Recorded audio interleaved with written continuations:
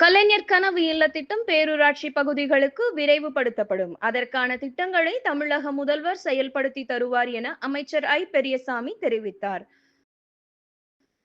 திண்டுக்கல் மாவட்டம் ஆத்தூர் தொகுதியில் போட்டியிடும் திமுக துணை பொதுச் செயலாளரும் அமைச்சருமான ஐ. பெரியசாமி தொகுதி முழுவதும் பரப்புரை மேற்கொண்டு வாக்கு சேகரித்து வருகிறார். கன்னிவாடி பேரூராட்சியில் வாக்கு சேகரிப்பின் போது அமைச்சர் ஐ. பெரியசாமிக்கு பேரூராட்சி பொதுமக்கள் உற்சாக வரவேற்பு அளித்தனர். வாக்காளர்களிடையே பரப்புரை மேற்கொண்ட அமைச்சர் ஐ. பெரியசாமி பேசும்போது, கலைஞர் கனவு இல்ல திட்டம் மூலம் 2,00,000 பயனாளிகளுக்கு வீடுகள் கட்டித்தரப்பட்டுள்ளது. ஊராட்சி பகுதியில் செயல்படுத்தப்பட்ட இந்த திட்டம் சட்டமன்ற தேர்தலுக்கு பிறகு பேரூராட்சி பகுதிகளில் விரிவாக்கம் செய்யப்படும்.